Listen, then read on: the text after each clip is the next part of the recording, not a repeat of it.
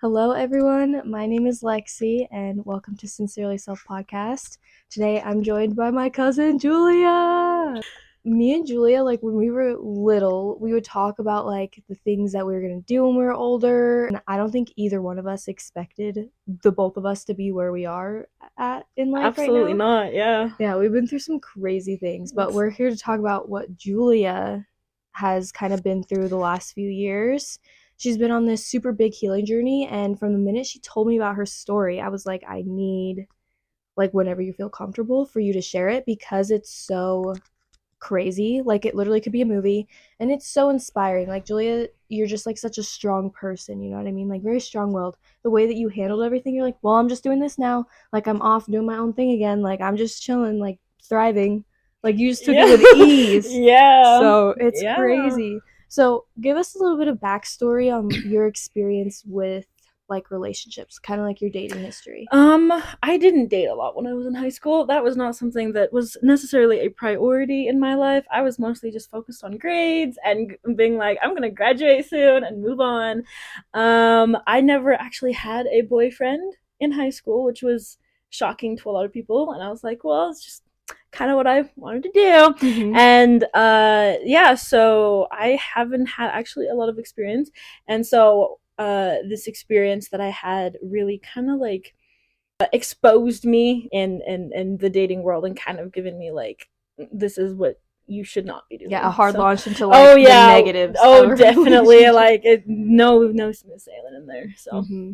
Yeah, so tell us a little bit about you were married for a little bit, and that was your first serious relationship. Yes. So, kind of what was your mindset? Well, actually, just tell us a story first. Just give us a little rundown of what happened. So he bought my car because I was planning on going on an LDS mission. That didn't go through because I had changed my mind halfway through and I was like, it's not for me. I don't want to go do that. And so he had bought my car, which I did not think anything of it. I was like, cool, go for it, take my car, I don't want it. And then we started talking and texting casually, and then yeah, we somewhat dated. I don't know if you would call it dating. We didn't really date. And then not even like 3 months in, he was like, let's get married. And I was a naive 20-year-old. Okay. I was like, oh my gosh, love, yes please. Yeah, first relationship, Yeah, older guy, definitely, like super acting like he's so invested in you. Oh, definitely. Yeah. And he acted like you could like provide and everything. And so we had gotten married, and there was a whole drama with family and everything. And yeah, that did not last. It did not last. The red flag showed up like immediately. So it was insane. What were some of the first kind of red flags that you remember seeing? He didn't get along with my friends. I think that's one of the ones I should have listened to, because if a guy doesn't get along with your friends, you know it's not going to work, because you don't give up your friends for a guy. Exactly. Don't do that. I think another big one was that he wasn't happy on our wedding day. Really? Yeah. He was more stressed than I was. And the fact that he didn't want a lot of people there and he just wanted the day to be over kind of was like okay. I kind of looked past that because I was like, okay, well, he's stressed, it's been a long day. I'm so sorry. No, you're good. 2 voicemails. I know, right? 2 voicemails. I can't talk right now. She's busy. She's telling a story. I know. Leave me alone. There are some red flags that I could say people would be like, what? There was one time where not even, I think in a month of our marriage, he was like, you're not going to be enough for me and come like in eternity and stuff. And so I was kind of like, okay. And he got mad when I went and hung out with some friends one night. It was kind of like a last minute thing, and he got mad and like brought his mother into the picture, and I was like, okay. Wonderful. Yeah, let's talk a little bit about like his parents' involvement like in your marriage, because he definitely kind of sheltered you away from like your circle, your friends, your family, and it was very focused about like his family, his life. So how involved were his parents in your guys' marriage? A lot. there were a lot, and anytime there'd be a problem, instead of talking about it, he would go to his parents and ask for advice, which I that's not a bad thing, but there are some problems where it's between the husband and the wife, and the parents don't need to be involved. Mm-hmm. And yeah, it just was like we had no privacy, and got to the point where I couldn't bring up issues because I knew he would go to his parents. And so I held in a lot within the years that I was married, and it made it tough. It made it really tough. So, Mm-hmm. yeah. What was kind of like the breaking moment, the moment that you were kind of like, okay, this is not what I want. This is not who I need to be married to. It was I think it was the night when I had left, I chose to leave. It was where I got so low in trying to figure out who I was wanting to be and the career options that I wanted, because he, for some reason, had gotten mad over something. I don't understand what it was, but we had gone out to work, and he had gotten mad because I like wasn't in the mood to talk or something. And then I was like, okay, well, I need some space and stuff, because I'm not somebody that like talks when someone's like super angry. I need space to cool off. Mm-hmm. And then he got mad, and so I went and exercised and went and talked to my mom. And then he got mad that I didn't tell him that I was gonna go talk on the phone.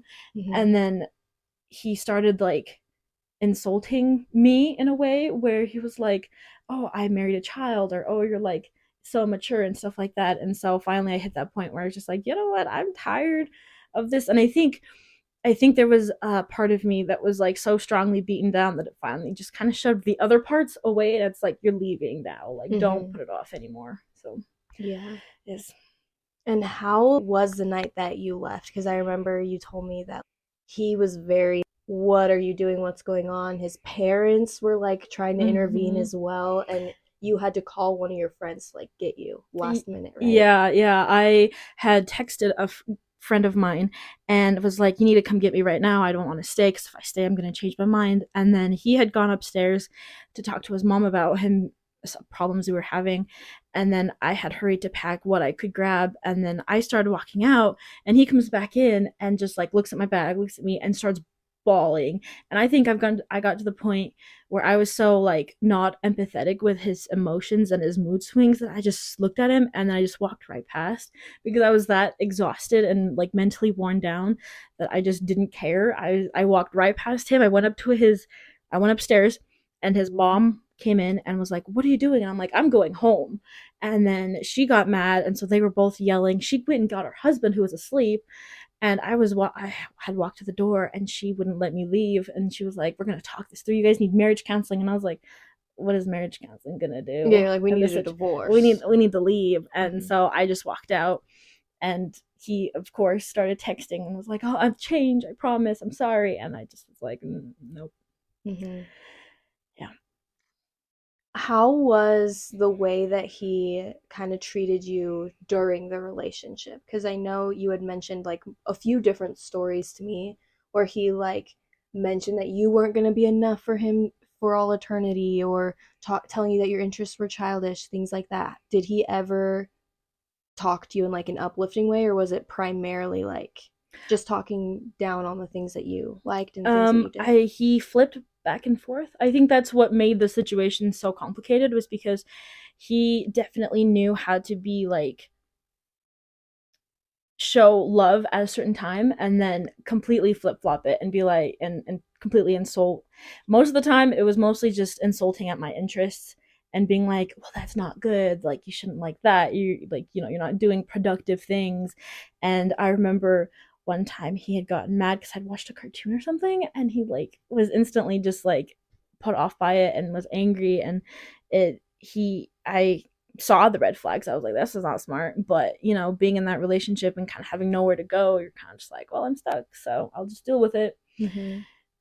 And it's like that mindset where you're like, oh, he'll change. I can make him change and stuff. It's not true. you Yeah. can't you can't change a tiger stripes. Mm-hmm. And sometimes you'll kind of wait around until you reach the breaking point where you're like, I don't have any empathy anymore. I literally can't think of anything other than just leaving. Mm-hmm. Yep. So, from that relationship, like, what were your steps you took to kind of build yourself back up? I spent a lot of time with friends and family at first because I was so socially starved that I wanted to like socialize as much as I could. And then I got to the point where I was over socializing, that I was drained from socializing. So I had to kind of find a balance of spending time alone and then spending time with people that I knew cared for me, and also allowing myself to be angry and to feel those emotions, because if you don't, it's only going to make it worse. And so I had to teach myself to be like, you're okay to be angry. You just can't hold that anger Yeah. in. Exactly, because it'll come out in some sort of way. Either you let it out in a healthy way, or it's going to come out in a different circumstance. Yeah. How has just your experience with that being like your first relationship, and with it being so intense and like all the things that happened with it, how do you feel like it kind of, in the end, helped shape the way that you view yourself? It's taught me a lot of self-respect in that way.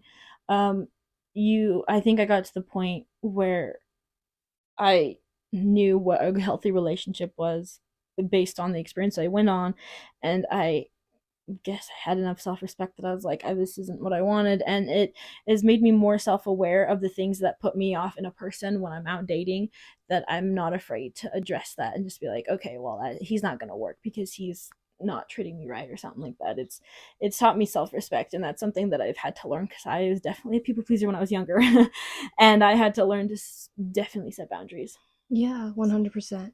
During when you're younger and like during toxic relationship, you kind of don't know your boundaries. You don't really even think about like the what I deserve until you get treated poorly, and then you're like, I know what I deserve. I know what I do want. I know what I don't want, especially. So you've started going to therapy. Yes. How has therapy impacted you throughout this situation? It's taught me to open up, and to that everybody needs to open up, and it's taught me a little bit of trust, as well as reminding me that there are people there that I can talk to about certain things like this, and that we can go with therapy and then not be honest and be like, oh yeah, we're totally fine, and then it not doing anything. And so going to therapy helped me kind of like work through my emotions and kind of work through the problems that and the trauma that I've had, and also kind of like ensure that that doesn't go on to somebody else once I do start seriously dating, because that's not something that I want to reflect on somebody else. Yeah, and like to continue carrying along with you. Yeah. When you are on the journey of like, loving yourself again, what are some of the things that you have done and started doing to kind of show that love to yourself? A lot of exercise. I have become addicted to exercise. It's so nice though. It's like the natural endorphins that like makes you feel better. Definitely. It hurts in the moment, but afterwards you're like, oh man, I want to go do that again.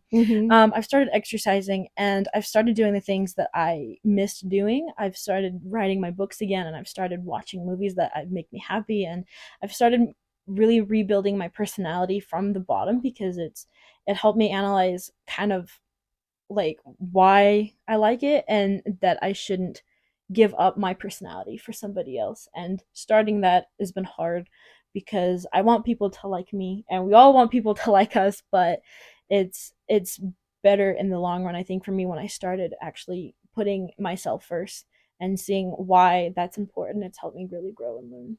Yeah. I think the first step of going through like a transitional stage in your life is like acknowledging it and accepting it and choosing what you're going to do moving forward. You kind of took that transition so seamlessly, is like what it seemed like. You made it seem like it was so, like, yeah, like I got this. Like, it was just, it didn't phase you, you know? Like you were like, I'm not going to let this define who I am. I'm going to remake myself into the version I want to be. Like immediately you were like, that's what I'm gonna do. Yeah, because it's like there's no point in just like pitying yourself. It's like, yeah, feel those emotions, but like, girl, you have things to do, you have goals to do. Like, don't just sit and like don't mope. Because honestly, that just drags on the effects of definitely the things that you went through even longer. If you keep, oh, poor me, you have to reach that point where you're like, what am I gonna do with all of these emotions that I have? Yeah.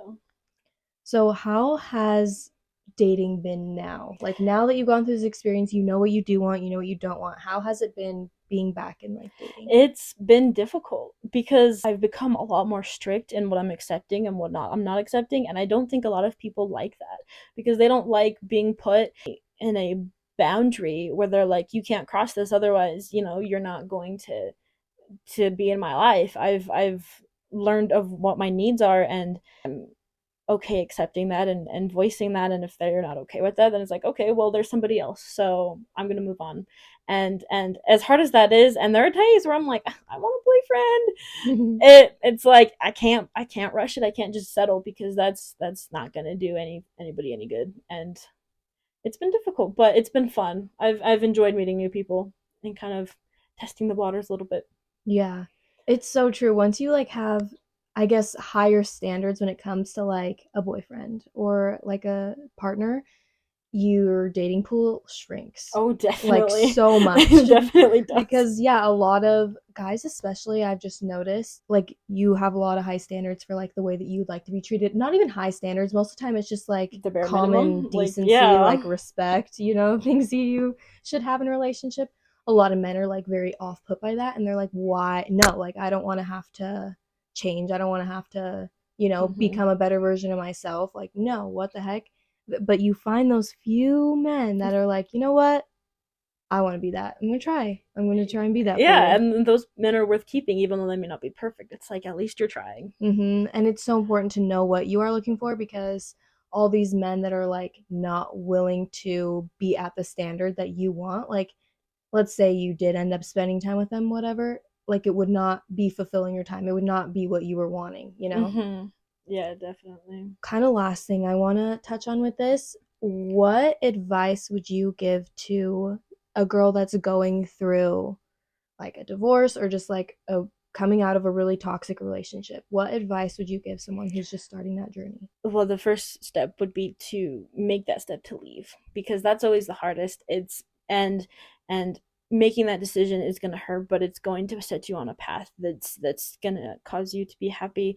And as well as, don't give yourself up for anybody. Like, your personality is going to be you, and it's given to you for a reason, and you need to flourish that and nourish that. And the right person will come that will, like, be freaking obsessed with your personality and being like, what? No, like, be you, and it'll be great. And yeah, so just love you, and be very, very cautious of red flags. Don't make them beige, or don't make them green, but like, They're red. they're Keep red them out and they're red. red, and you need to throw them out. Mm-hmm. So Yes, exactly. Also, you were saying how, like, in your last relationship, you were kind of trying to figure out what you wanted to do career wise, like for your future. And you've now figured that out. I So, what do. are you kind of going towards for your future? I'm gonna switch. I'm currently doing history, but I want to switch to English to be a screenwriter, because I love writing books. And the amount of projects I have are insane, but I have decided that that's my pathway, and I'm gonna work towards it, and I'm gonna finish one of my books and hopefully get that Yes. published, because we'll see. Yes. So, whenever Julia releases her book, you know that you'll be seeing it promoted on Sincerely Self, Oh, of definitely. course. Yes. I will have Julia's socials just linked in the show notes of the episode. You can go check her out. Also, if you are following the Sincerely Self podcast Instagram, I'll be posting clips from the episodes so you can go and see those. I'm so glad we finally got I to have do so this much fun. Thank episode. you. Yes, we've been talking about this for like months now Oh, that we were going to definitely. be doing this. So I'm glad that we were able to do it and that you were able to share your story. Yeah, I'm grateful. Yes, thanks for coming on Yeah, of course. Sincerely Thank you for Self, having dude. me. Yes, okay, and I will see you guys next week.